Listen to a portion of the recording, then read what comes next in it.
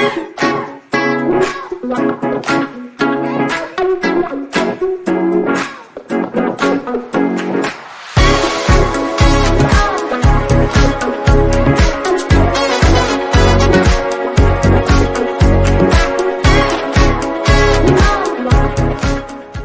நண்பர்களே, உலகத்தமிழ் உறவுகளே, அனைவருக்கும் வணக்கம். இது மின்னல் கலைக்கூடத்தின் இலக்கிய ஆளுமைகள் நேரம். இன்றைய இலக்கிய ஆளுமைகள் பகுதிக்காக கவிஞர் எழுத்தாளர் சரோஜா சகாதேவன் அவர்கள் இங்கே வருகை தந்திருக்கின்றார்கள். அம்மா அவர்களே வணக்கம். மிகச்சிறந்த 7 புத்தகங்களை அவர்கள் இதுவரை எழுதியிருக்கின்றார்கள். தினமணி நாளிதழிலே நடுப்பக்க கட்டுரைகள் இவர் எழுதி பிரசித்தம் பெற்றவை. சிறுவர் இலக்கியங்களும் படைத்துள்ளார். பார்வையற்ற மாணவர்களுக்கு 22 ஆண்டுகளாக அவர்களுக்கு பாடம் படித்து காட்டுதல், ஆய்வு கட்டுரைகள் எழுதி கொடுத்து உதவுதல் போன்ற சமூக சேவை பணிகளையும் செய்து வருகின்றார். அவர்களை நேர்காணல் செய்வதற்கு டாக்டர் கார்மிகலோன் அவர்கள் இங்கே வருகை தந்திருக்கின்றார்கள். கார்மிகலோன் அவர்களே வணக்கம். தங்கள் உரையை தொடருங்கள். உலகத்தமிழ் உறவுகளுக்கு அன்பு வணக்கம். இந்த நல்ல வாய்ப்பினை நல்கிய அன்புலக சக்கரவர்த்திக்கு நெஞ்சார்ந்த நன்றி. நான் சமீபத்திலே ஒரு அற்புதமான புத்தகத்தை பொக்கிஷத்தை படித்தேன். இந்தியா பாகிஸ்தான் போரும் விளைவும் என்ற ஒரு வரலாற்று ஆராய்ச்சி கருத்து பெட்டகம் என்றுதான் சொல்ல வேண்டும். இந்த அற்புதமான புத்தகத்தினை சரோஜா சகாதேவன் மேடம்ஜி அவர்கள் எழுதியிருக்கின்றார்கள். இந்த புத்தகத்தை படித்து முடித்த பிறகு பல இடங்களிலே வெளிப்படையாகவே சொல்ல வேண்டுமென்றால் நான் கண்ணீர் சிந்தினேன். ஏனென்றால் நம் வீரர்களின் அந்த போரிடும் தன்மை, எத்தகைய தியாகங்களை எல்லாம் செய்கின்றார்கள். அந்த கடுமையாக அனைத்தையும் மறந்து துறந்து தேசமே பிரதானம் என்று போரிடும் வீரர்களை பற்றி படிக்கும்போது அவர்கள் அங்கே இரவு பகல் பார்க்காமல் பணியாற்றுவதால் தான் நாம் உண்கின்றோம், உறங்குகின்றோம், வாழ்கின்றோம் என்ற எண்ணமே ஏற்பட்டது என்னுள். இந்தியாவுக்கும் பாகிஸ்தானுக்கும் ஏன் பிரச்சனை வந்தது, ஒன்றுபட்ட இந்தியா ஏன் துண்டாடப்பட்டது என்றெல்லாம் அருமையாக ஏராளமான தகவல்களோடு அற்புதமான ஒரு பதிவினை ஆராய்ச்சி கட்டுரை போல் உள்ளது இந்த புத்தகம். மேடம்ஜி அவர்கள் செய்திருக்கின்றார்கள். நான் படித்த போது இந்தியா எவ்வளவு அமைதியான நாடாக இருந்த இந்தியா, இங்கே வயிற்று பிழைப்பிற்காக வந்த வெள்ளையர்கள் இல்லை கொள்ளையர்கள் எப்படி நம்மை அடக்கி ஆண்டார்கள், ஒற்றுமையாக இருந்த மக்களிடையே எப்படி ஒரு விஷத்தை தூவினார்கள், நல்ல உள்ளத்திலே கள்ளத்தனத்தை புகுத்தினார்கள், ஒற்றுமையாக இருந்தவர்களிடம் வேற்றுமையை விதைத்தார்கள், வளர்த்தார்கள். அது விஷ விருட்சமாக வளர்ந்து இந்தியா துண்டாடப்பட்டது. ஆச்சரியமடைவீர்கள் நண்பர்களே. நம்முடைய தேசப்பிதா காந்தியடிகளைப் போல் பாகிஸ்தானின் தேசப்பிதா ஜின்னா அவர்கள் 1940ஆம் வருடம் வரை ஜின்னா அவர்கள் பிரிவினையை பற்றி பேசவே இல்லை. ஒன்றுபட்ட இந்த எங்களுக்கு தேவை சுதந்திரம் என்றுதான் முழங்கினார். 40லிருந்து 46, 47, 6-7 வருடத்திற்குள்ளாக ஜின்னா தனிநாடு வேண்டும் என்று கேட்டார் என்றால் ஜின்னாவை அந்த அளவிற்கு மனத்தை விஷம் கொடுத்து மாற்றினார்கள் கொள்ளையர்கள், வெள்ளையர்கள். அந்த தகவல்கள் எல்லாம் இதிலே உள்ளன. எப்படி சுதந்திரம் வந்தது, எப்படி நாடு துண்டாடப்பட்டது, வெள்ளைக்காரனோட அந்த கெட்ட எண்ணத்தை பாருங்க. நாட்டை விட்டு போகும்போது நாட்டை கொளுத்தி விட்டு போகணும், ஜனங்க கஷ்டப்படணும், போங்கடா அப்படின்னு ஒரு கெட்ட எண்ணத்தில் நாங்கள் ஆண்ட இந்தியாவை ஹிந்துஸ்தான் பாகிஸ்தான் என்று இரண்டாக துண்டாடுகிறோம். அப்போ நம்ம தேசத்தில் கிட்டத்தட்ட 550க்கு மேலே சமஸ்தானங்கள் இருந்தது. அவன் என்ன சொன்னான்னா, நாங்கள் இந்தியாவை ரெண்டாக துண்டாடுறோம், அவ்வளவுதான். இந்த சமஸ்தான ராஜாக்கள்லாம் இந்தியாவோட சேரணுன்னா இந்தியாவோட சேருங்க, பாகிஸ்தான் பக்கம் போகணுன்னா பாகிஸ்தான் பக்கம் போங்க, அப்படி இல்லையா நீங்கள் தனி ராஜ்யம் பண்ணேன்னு நினைக்கிறீங்களா, ஆண்டுக்குங்க அப்படின்னு ஒரு குழப்பத்தை டெலிபரேட்டாக உண்டு பண்ணிட்டு போனான். நாட்டை துண்டாடிட்டான் பாகிஸ்தான், இந்தியா. அப்படி துண்டாடிய பிறகு உள்நாட்டு குழப்பம் போல் இங்கே நடந்தது. இவைகளெல்லாம் வரலாற்று உண்மைகள். சிலர் அங்கே சேர்ந்தார்கள், சிலர் இங்கே சேர்ந்தார்கள். அப்போது நாங்கள் தனித்து இருப்போம் என்று சிலர் போர்க்கொடி தூக்கினார்கள். அப்போ இங்கே தெற்கு கோடியில் இருக்கிற ஒருத்தர் பாகிஸ்தானோட நான் இணையறேன்னு சொன்னால் எப்படி இருக்கும்? இப்படி நடந்த குழப்பங்களை எல்லாம் சர்தார் பட்டேல் என்னும் இரும்பு மனிதர் தான் அருமையாக ஆற்றலோடு சமன்படுத்தி அருமையான பாதுகாப்பான ஒரு விடுதலை பெற்ற இந்தியாவை உருவாக்கினார்கள். அது நாம் அனைவருமே படித்தது. பாருங்க, நாடு துண்டாடப்பட்டது ஆகஸ்ட் 2 மாதம்தான். பாகிஸ்தான்காரன் பொறுக்க முடியல, ஒரு போற ஆரம்பிச்சுட்டான், காஷ்மீர் அக்ரஷன். அந்த ராஜா என்ன பண்ணார், ஹரிசிங் வெள்ளக்காரன் சொன்னார்ல, நீங்கள் இந்தியா கூட சேருங்க, இல்லை பாகிஸ்தான் கூட இருக்க, இல்லை தனியாக இருங்கன்னு. அவர் தனியாக இருக்கேன்னு சொன்னார். அப்புறம் அங்கே பிரச்சனை ஆரம்பித்தோன்னா அவரால் முடியலை, இந்தியாவோட நான் சப்போர்ட்டுக்கு வாங்கன்னாரு. நம்ம சப்போர்ட் மட்டும்தான் கொடுத்தோம். அதுக்குள்ளே அவன் ஆக்கிரமிச்சிட்டான். நம்ம போனோம், போரெல்லாம் நடந்தது. அப்புறம் நேருஜி எங்கள் இஎன்ஓக்கு கொண்டு போனார். அப்புறம் எப்படி ஒரு பீஸ் செட்டில்மெண்ட்டுன்ற பேரில் ஒரு கொண்டு வந்தான். அதெல்லாம் இருக்கட்டும், அது நமக்கெல்லாம் படிச்சிருக்கிறோம்.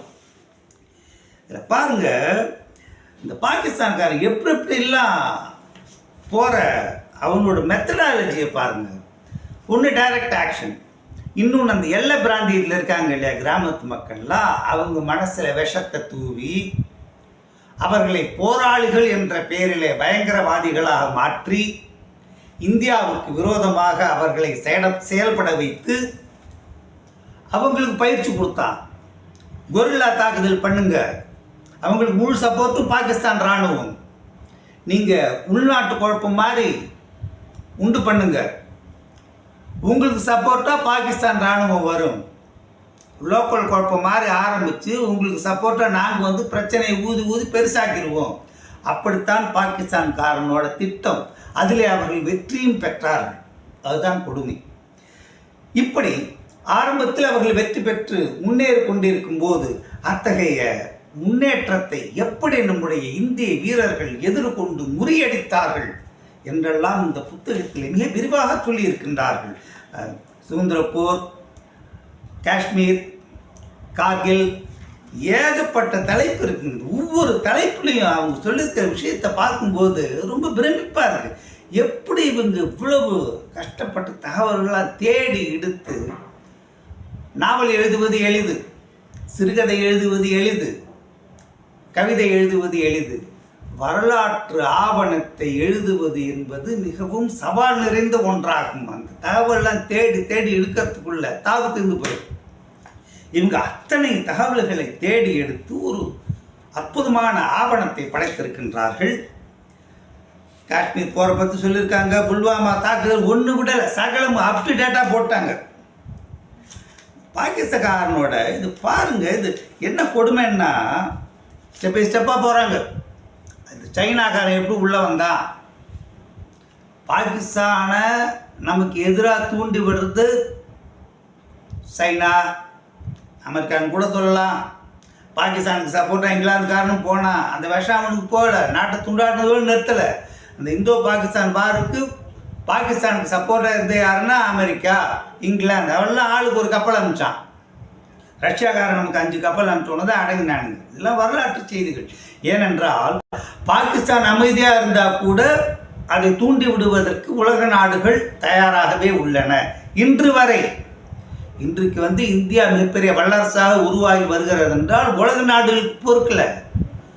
எப்படி இந்தியாவை நம்ம டைரெக்டாக நம்மளை அட்டாக் பண்ண முடியாது. அவங்களுக்கு கைக்கூலி யாருன்னா பாகிஸ்தான் தான். பாகிஸ்தான் மூலமாக அப்படி செய்கின்றார்கள். இங்கே ஒன்றை நாம் கவனிக்க வேண்டும் அன்பு நண்பர்களே. இந்த புத்தகத்தை படிக்கும்போது ரொம்ப நடுநிலைமையோடு இது எழுதியிருக்காங்க. எந்த விதமான பாரபட்சமும் இல்லை, எந்த விதமான கட்சி கண்ணோட்டமும் இல்லை, எந்த விதமான சார்பு நிலையும் இல்லை. ஒரு பொறுப்பான இந்திய குடிமகனாக தேசபக்தியோடு எழுதப்பட்ட ஒரு நூல். இது நான் சொல்கிறத விட இந்த புக்கை படித்து பார்த்தாதான் தெரியும் எப்படி நடுநிலைமையோடு ஒவ்வொன்றா சொல்கிறாங்கன்னு. மக்கள் எந்த வகையிலும் காரணம் இல்லை, ஆட்சியாளர்கள். அந்த ஆட்சியாளர்கள் உலக நாடுகளின் ஆசைக்கு அச்சுறுத்தலுக்கு அடிபணிந்து போர் என்ற முறையிலே நேரடியாகவும் மறைமுகமாகவும் இந்தியாவின் மீது அன்று தொட்டு இன்று வரை தாக்குதல் நடத்தி கொண்டிருக்கின்றார்கள். இதில் இனத்தை பார்க்கவே கூடாது. ஆட்சியாளர்கள் அவர்கள் ஒரு வகையிலே ஆக்கிரமிப்பாளர்கள் தான், தூண்டிவிடப்படுகின்றார்கள். அப்படித்தான் இதுவரை இந்தியாவின் மீது நடந்துள்ள அத்தனை போர்களும் நடந்துள்ளன.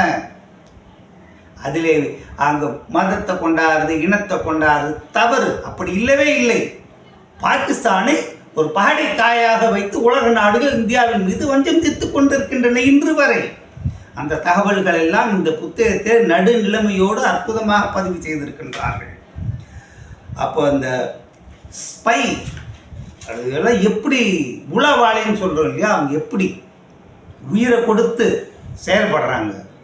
எல்லாம் உளவாளிங்க எல்லா நாட்டிலையும் இருக்காங்க, இந்தியாவில் இருக்காங்க, உலக நாடுகள் ஃபுல்லாக பாகிஸ்தான்லேயும் இருக்காங்க. அவங்களுக்கு கொடுத்த அசைன்மெண்ட்டு இதுதான். அப்படி ஒரு உளவாளியை இங்கே போட்டிருக்காங்க, ரவீந்தர் கௌஷிக் அப்படின்னு ஒரு உளவாளி. அவர் எப்படி இந்திய தேசத்திற்காக உளவு வேலை செய்து கடைசியில் பிடிபட்டு எப்படி ஒரு முடிவினை சந்தித்தார் என்ற தகவல் எல்லாம் கண்ணீர் வரும்படியாக விவரித்துள்ளார்கள். கானத்தில் கஃபார் கான் அவர் பற்றி நிறைய தகவல் இருக்குது. இந்த கார்கில் போர் நமக்கு எல்லாம் தெரியும். கார்கில் போர் சமீபத்தில் நடந்தது. அது ஒரு முக்கியமான விஷயம் என்னன்னா, அந்த கார்கில் போரிலே வீர மரணம் அடைந்த முதல் இந்திய அதிகாரி யார் என்றால் ஒரு தமிழன், மரத்தமிழன், திருச்சியைச் சேர்ந்த சரவணன் என்கின்ற தமிழன். இவர் தான் முதல் பலி, களப்பலி அதற்கானது. அந்த தகவல் இருக்கின்றது. இன்னொன்று, இந்தியர்கள் வீரர்கள் கோழைகள் அல்ல, நயவஞ்சகர்கள் அல்ல, எதிராளியின் வீரத்தையும் பாராட்டக்கூடிய பண்பு நலன் மிக்கவர்கள். ஒரு அற்புதமான தகவல் இங்கே போட்டிருக்காங்க மேடம்ஜி. கர்னல் ஷேர்கான் பாகிஸ்தான்காரரு. பொதுவாக பாகிஸ்தான் அதிகாரிகள் தளபதியில் என்ன பண்ணுவாங்கன்னா, அவங்க பத்தமாக இருந்துக்கிட்டு இருக்கிற ஆளுங்களை தான் காலி பண்ணிகிட்டு இருப்பாங்க. ஆனால் இந்த மனுஷன் ஷேர்கான் அவரே தற்கொலை படையாட்டம் முன்னாடி நின்று போரிடுறாரு, ஆவேசமாக போர் புரிகின்றார். கடைசியில் அவர் வீழ்த்தப்படுகின்றார், தீவிரமாக வீழ்த்தப்படுகின்றார். அவர் விழுந்து பட்டாலும் எதிர்நாட்டுக்காரன் தானே, பாகிஸ்தான்காரன் தானே போட்டோம் அப்படின்னு பண்ணலை. அதுதான் இந்தியர்களின் தனித்தன்மை. இல்லைன்னா இந்த தகவல் சொல்கிறேன் பாருங்க, இல்லைன்னா ஒரு 1001 அந்த ஷேர்கானும் போயிருப்பார், பேர் கூட யாருக்கும் தெரிஞ்சிருக்காது. அப்போது நம்முடைய தளபதி பிரிகேடியர் MBS பாஜ்வா அவர் அந்த ஷேர்கானோட வீரத்தை பார்த்து பிரமித்து போய் இறந்துட்டாரு. அவர் சட்டப்பைக்குள்ள ஒரு கடுதாசி வைக்கிறார், வீர தீரத்துடன் போர் புரிந்தார் உங்கள் ஷேர்கான். உங்கள் தேசத்தின் மிக உயர்ந்த விருதினை இவருக்கு நீங்கள் கொடுக்க வேண்டும், அதற்கு முற்றிலும் தகுதியானவர் என்று பரந்த உள்ளத்தோடு சொன்னான் என்றால் அதுதான் இந்தியர்களின் தனித்தன்மை. அந்த கடிதத்தை கண்ட பிறகு பாகிஸ்தான், அப்போதான் பாகிஸ்தான்காரங்களுக்கே தெரியும் இப்பேற்பட்ட ஒரு வீரர் நம்ம படையில் இருந்திருக்கிறாரா என்று. அதை பார்த்த பிறகுதான் பாகிஸ்தான் மிக உயர்ந்த விருது பாகிஸ்தானுக்கு அனுப்பிய, அவருடைய வீர தீரத்துக்காக அவரின் உடலை பாகிஸ்தானுக்கு அனுப்பியதால் அவருக்கு மரணத்திற்கு பின்பு வழங்கும் விருதான நிஷான் ஹைதர் வீர விருது வழங்கப்பட்டது. நம்ம அதிகாரிகள் சொல்லி தான் பாகிஸ்தான்காரனுக்கு தெரிஞ்சு அந்த விருது கிடைத்திருக்கிறது. அந்த ஒரு தகவல் எல்லாம் படைத்திருக்கின்றார்கள் இங்கே. அருமை. ஏராளமான தகவல்கள் எல்லாம் இதிலே இருக்கின்றன. அது இன்னும் சில இந்த பிற்சேர்க்கை மாதிரி ஒவ்வொரு ஹெட்டிங்க்கும் போட்டிருப்பாங்க. அதில் நம்ம யார் கரியப்பாவா தோற்கா இருப்பாருங்க, கரியப்பா ஃபீல்டு மார்ஷல் கரியப்பா. என்ன ஒரு பியூட்டின்னா, அந்த கரியப்பா கிட்ட வேலை செஞ்சால்தான் அயூப் கான், பாகிஸ்தான் அதிபர் அயூப் கான். அதனால் கரியப்பா மேலே ஒரு தனி மரியாதை உண்டு. இந்த போரில் பாகிஸ்தான் போரில் கரியப்பாவோட பையனையும் கைது பண்ணிட்டாங்க. போர் கைதியாக இருக்கிறான். அயூப் கான் என்ன பண்ணார், நம்ம பாஸ் ஆச்சே அப்படின்னு சொல்லிட்டு, பழைய பாஸ் ஆச்சுன்னு சொல்லிட்டு கரியப்பாவுக்கு தகவல் கொடுக்குறாரு. ஐயா அவங்க பையனை நாங்கள் கைது பண்ணிட்டோம், அவனை வேணால் ரிலீஸ் பண்ணிடுவானான்னு. அவனை மட்டும். அதற்கு இந்த மாண்புமிகு மனிதர் என்ன பதில் சொன்னார் தெரியுமா? அனுப்புன்னு சொல்ல, மற்ற கைதிகளை நீங்கள் அனுப்புவதாக இருந்தால் அவர்களோடு என் மகனையும் அனுப்புங்கள், இல்லை என்றால் என் மகனும் அங்கேயே இருக்கட்டும் என்று வீர முழக்கம் செய்த மா மனிதர் கரியப்பா அவர்கள். இப்படி முக்கியமான செய்திகள் எல்லாம் இணைப்பு செய்திகளாக தந்திருக்கின்றார். போர்னு சொன்னால் போர் மட்டும் சொல்லிட்டு போயிருக்கலாம், இல்லை, அது தொடர்பான செய்திகள், முக்கியமான செய்திகள். அதான் ரொம்ப ஆச்சரியமாக இருக்குது, எப்படி இவ்வளோ தூரம் மெனக்கட்டு இதெல்லாம் பண்ணியிருக்கிறாங்க. அப்புறம் நம்ம இந்திய இராணுவத்தை பற்றி சொல்லியிருக்கிறாங்க, என்னென்ன பிரிவு இருக்குது, அதில் முப்படை பற்றியும் சொல்லியிருக்காங்க. ஒவ்வொரு பிரிவிலும் எத்தனை வீரர்கள் இருக்கின்றார்கள், அந்த ரேங்க் சிப்பாயிலேருந்து டாப் மோஸ்ட் வரைக்கும் அந்த ரேங்கெல்லாம் என்ன, எப்படி, ஏகப்பட்ட சமாச்சாரம் இருக்குது. இந்த புத்தகத்தை மதிப்பெறும் சும்மா ஒரு மணி நேரத்துக்கு கூட சொல்ல முடியாதுங்க. அப்படி ஒரு தொடர் சொற்பொழிவு போல் நிகழ்த்த வேண்டும். அப்படி ஒரு அரிய புத்தகத்தினை எழுதியிருக்கின்றார்கள். அந்த மாமனிதரை இப்போது நாம் நேர்காணல் செய்ய போகின்றோம். மேடம் ஜி வணக்கம். இந்த ஒரு அருமையான புத்தகத்தை நீங்கள் எழுதியிருக்கின்றீர்கள். சரி, இந்த புத்தகத்திற்கு வருவதற்கு முன்பு உங்களுக்கு அந்த எழுதணுன்ற ஆசை, ஏன்னா எல்லாருமே எழுத்தாளராக முடியாது, நிச்சயமாக ஆர்வம் இருக்கும். ஆனால் ஒரு வெற்றிகரமாக ஒரு புத்தகத்தை எழுதுறது ஒரு தவம்.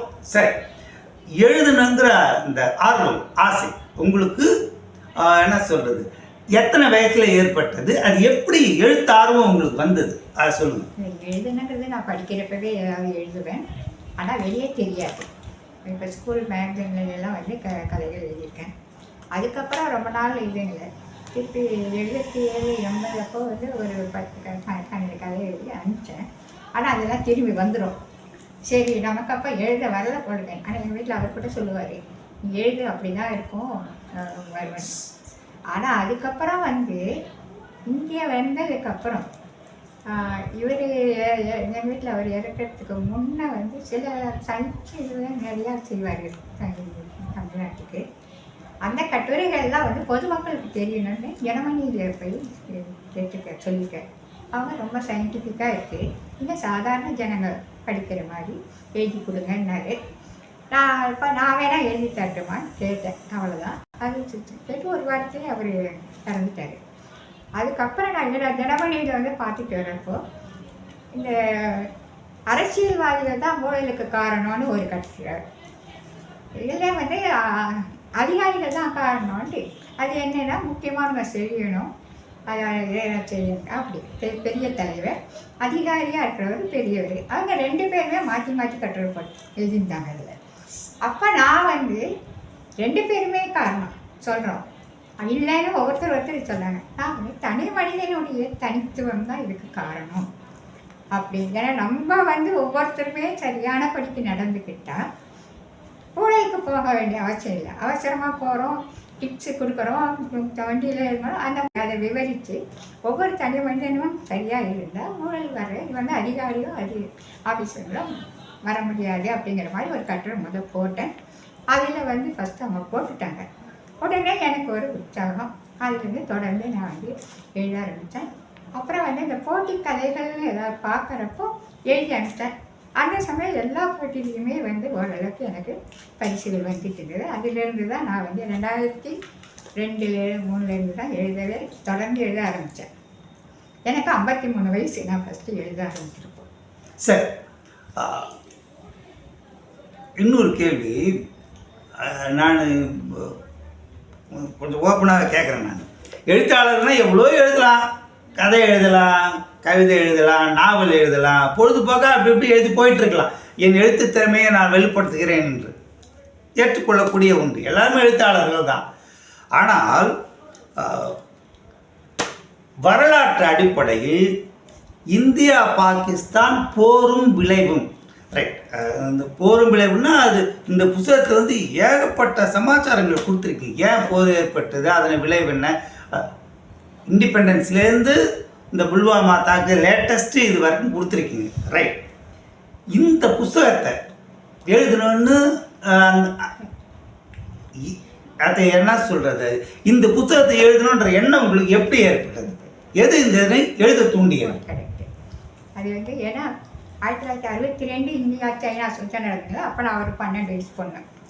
அப்போ வந்து சுதந்திர போராட்டத்தில் எல்லாம் எப்படி கலந்துட்டாங்களோ அப்படி ஸ்கூல் குழந்தைங்க பிள்ளைங்க எல்லாருமே வந்து மார்ச் இது பண்ணுறது, பாட்டு பாடி போகிறது, ஒரு தேசபக்தியை உண்டாக்குற மாதிரி அந்த சூழ்நிலையை வந்து உருவாக்கிட்டு இருந்தாங்க. அந்த சமயம் ஃபண்டெல்லாம் கலெக்ட் பண்ணி தர்றது அப்படி.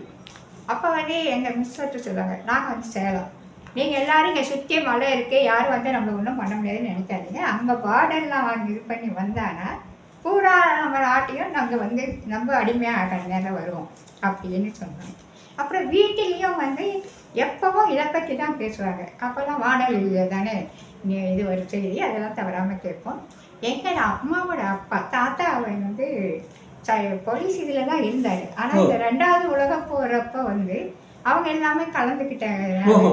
அவர் எப்படி அது நாகப்பட்டினத்தில் அந்த கடலில் நண்புற நடுவில் நின்று வர்றாங்களான்லாம் பார்த்து காவல் பார்ப்பாங்க. அதெல்லாம் ரொம்ப இதுவாக சொல்லிட்டு இருப்பார். அதனால் எனக்கு ஓரளவுக்கு சமுதாய இது வந்து இருந்துகிட்டே தான் இருந்தது. ஆனால் இந்த 2020 வந்து கல்வான் பள்ளத்தாக்கு சைனாவும் இந்தியாக்கார கை கலப்பு நடந்தது இல்லைங்க. அப்போ நிறைய பேர் இறந்தது வந்து நான் படித்தேன். அப்போ இருந்து எப்போ பார்த்தாலும் இந்த இதில் நடந்து ஏதோ ஒரு தகராறு வந்துகிட்டே இருக்குது. என்ன காரணம்? ஏன்னா எனக்கு அந்த அளவுக்கு அதுக்கப்புறம் வந்து ரொம்ப கவனம் இல்லை. இதனால் இந்த பிரச்சனை இருக்குன்ட்டு, பிரச்சனைகள் நிரந்தரம் அல்ல அப்படின்ட்டு, பிரச்சனையினுடைய வேர்கள் அப்படின்னு தலைப்பு போட்டு இப்போ பேப்பரில் வர்றது இதில் வர்றதெல்லாம் நான் தெரிஞ்சுக்கணும், யாரையும் கேட்காம நம்மளே தெரிஞ்சுக்கணுங்கிறதுக்காக அதெல்லாம் கலெக்ட் பண்ணி நோட்டுங்களில் குறிப்பெடுத்து வச்சுக்கிட்டே வந்தேன். அப்படியே வச்சுக்கிட்டு வர்றப்ப தான் நிறையா சேர்ந்துச்சுட்டு. சைனா இதை விட பாகிஸ்தான் இது வந்து நிறைய வந்துகிட்டே இருந்தது. அப்போ ஒரு மீட்டிங்கில் வந்து அவர் இலா கணேசன் அவர் வந்து பார்டரில் என்ன நடக்குதுன்னு இங்கே இருக்கிறவங்களுக்கு தெரியுமா, இங்கே இருக்கிற பேப்பர்காரனாகட்டும் மீடியானாகட்டும் யாரும் ரொம்ப சொல்கிறது இல்லை, அதனால் வந்து இதை யாராவது தெரியப்படுத்தணுங்கிற இது இருக்கா அப்படின்ற ரொம்ப ஆதங்கப்பட்டது. யாருக்காவது தெரியுதா இங்கே அப்படின்ட்டு.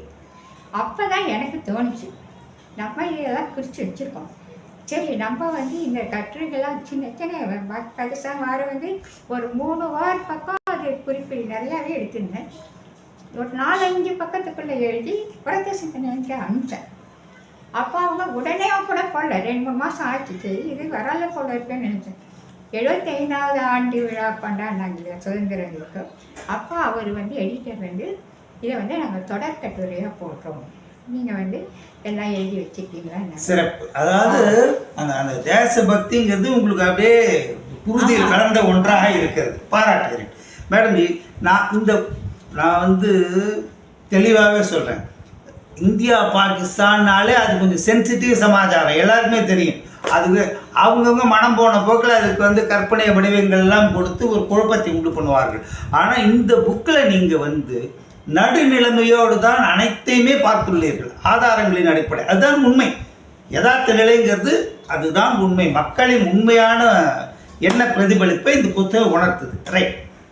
இந்த புத்தகம் எழுதும்போது எனக்கு ஏகப்பட்ட செய்தி கொடுத்துருக்கீங்க, அந்த இணைப்பெல்லாம் வேறு கொடுத்துருக்கீங்க. கரியப்பா பற்றி, மேனக்ஷா பற்றி, சரவணன் பற்றி எல்லாம் சொல்லியிருக்கு.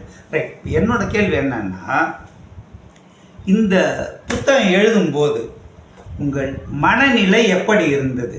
1, இந்த புத்தகம் வந்த பிறகு எத்தகைய விமர்சனங்களை எதிர்கொண்டீர்கள்? அது ரெண்டையுமே சொல்லுங்கள். புத்தகம் எழுத ஆரம்பிக்கிறப்பவே எனக்கு ரொம்ப என் மேலே அக்கறை இருக்கிறவங்க, என் பொண்ணு தம்பி எல்லாமே, இந்த டாப்பிக்கில் வந்து இப்போ எழுதணுமா, ஏன்னா இப்போ நாட்டில் இருக்கிற இதில் இப்போ இருக்கிற இதில் நீங்கள் ஏன் இப்படி இதில் வந்து போய் எழுதி வீணான வம்பளை மாட்டிக்காதீங்க அப்படின்னாங்க. ஆனால் நான் சொன்னேன், நான் வந்து அப்படிலாம் யாரையும் வந்து சார்ந்து எழுதலை, நான் முதல்ல எழுதுறேன், அப்புறம் நீங்கள் எல்லாம் ஃபுல்லாக படிச்சுட்டு இதை நூலாக போடலாமான்னு பாருங்க அப்படின்னு சொன்னேன். அதுக்கப்புறம் அந்த கட்டுரைகள்லாம் வந்து அவர் ஹண்டே வந்து அதை படிச்சுருக்காரு, டாக்டர் ஹண்டே. அவர் வந்து ரொம்ப நல்லா வந்திருக்குமா, நீங்கள் வந்து நிறைய சேகரிக்கணும், புக்காக போடுங்கன்னு சொன்னாங்க. அப்புறம் தான் அதை நமக்கு போட ஆரம்பிச்சிங்க எழுத விரிவாக. ஆனால் எனக்கு நிறைய தகவல்கள் வர வர இவ்வளோ விஷயங்கள் உள்ளே இருக்குது, இதை வந்து நம்ம எழுதணும்னு சொல்லி அதில் வந்து இவங்க கட்டுரையாக வந்து இப்போ அவத்த சென்டர் போடுறேன்னு சொன்ன உடனே எனக்குள்ள ஒரு பயம் வேறு வந்தது. ஏன்னா இது ரொம்ப சென்சிட்டிவ் இஷ்யூ, இதில் வந்து தப்பு வரக்கூடாது இல்லைங்களா அப்படின்னு சொல்லிட்டு எங்கள் சித்தப்பா அம்மா வந்து குரூப் கேப்டனாக நேவியில் வந்து இதில் ஏர்ஃபோர்ஸில் இருக்காரு. அவருக்கு உடனே அவர் கட்டி அனுப்பிச்சு இந்த மாதிரி போகிறேன்னு சொல்கிறாங்க, இதில் எதுவும் தப்பு வரக்கூடாது, நீங்கள் இது சரியாக இருக்கான்னு மட்டும் பார்த்து சொல்லுங்கள் அப்படின்னு சொன்னேன். அவர் படிச்சுட்டு எல்லாமே கரெக்டாக இருக்குது, நீங்கள் தைரியமாக போடுங்க. அது சின்ன சின்ன கட்டுரைகள்லாம் அப்போ போடுது. இந்த புக்கு எழுதுகிறப்பவும் நிறையா விஷயங்கள் சேகரிப்பேன் பார்த்தீங்களா, எல்லாமே மீடியாவில் இதில் பிபிசி நியூஸ் இப்படி தான் எடுப்பேன். ஆனால் ஒரே செய்தியை 10 விதமாக ஒவ்வொருத்தரும் ஒவ்வொரு விதமாக சொல்லியிருப்பாங்க. அப்போ எனக்கு கொஞ்சம் குழப்பம், எது சரியாக இருக்கும் எது தப்பாக இருக்கும் அப்படிங்கிறது எனக்கு தோணும். உடனே அவர்கிட்ட இது என்ன, அவர் வந்து டிஃபென்ஸில் இருக்கிறவங்க டிஃபென்ஸ் ஜர்னல் இருக்குது, அதை இன்ட்ரடியூஸ் பண்ணார். நீங்கள் அதை பாருங்கள், அதில் வந்து அதில் இருக்கிறவங்க எழுதுகிற கட்டுரைகள் கரெக்டாக இருக்கும் அப்படின்ட்டு. அப்புறம் அவங்க அதே மாதிரி டிஃபென்ஸ் மினிஸ்ட்ரியில் தர டேட்டா வந்து சரியானது. ஏன்னா ஒரு சில இதில் வந்து இவ்வளோ பேர் இறந்தாங்கம்பாங்க, இன்னொரு இதில் இவ்வளோ பேர் இறந்தாங்க, அது வந்து சரியாக இருக்காது. அப்போ அவர் சொல்வார், இறந்தது வந்து கரெக்டாக யாரும் சொல்ல மாட்டாங்க, ஆனால் மினிஸ்ட்ரியில் என்ன சொல்லியிருக்காங்களோ அதை நீங்கள் போட்டுங்க, உங்களுக்கு வந்து அது எதுவும் தப்பு வராது அப்படிங்கிற மாதிரி அவர் எனக்கு நிறையா கைட் பண்ணார். இந்த மாதிரி மற்றவங்க எழுதுகிற கட்டுரைகள்லாமும் எனக்கு அனுப்பிச்சிருப்பார், இதை படி உங்களுக்கு வந்து நல்லா தெரியும், நிறைய விஷயங்கள் கற்றுக்கலான்ட்டு. அதில் சில வார்த்தைகள் கூட மிலிட்ரி வார்த்தைகள் கூட எனக்கு அவ்வளோ தெரியாது, அதுக்கெல்லாம் அர்த்தம் என்ன அப்படின்னு அவரை தான் கேட்டு தெரிஞ்சுட்டேன். அவருடைய இது இருக்குது, அவர் நம்மளுக்கு பார்க்குறாருன்றவனால எனக்கு ஒரு தைரியம், எதுவும் தப்பு வராது, சரியான படித்து எழுதுவோம். எழுத்தாளர் சரோஜா சகாதேவன் அவர்களே, தங்களது இலக்கிய அனுபவங்களை, சமூக சேவை அனுபவங்களை மின்னல் கலைக்கூடம் நேயர்களுக்கு மிகவும் சுவைபட வழங்கினீர்கள். தங்களுக்கு நன்றி. டாக்டர் கார்மிகிலோன் அவர்களே, தங்களுடைய சிறப்பான உரையாடல் மூலம்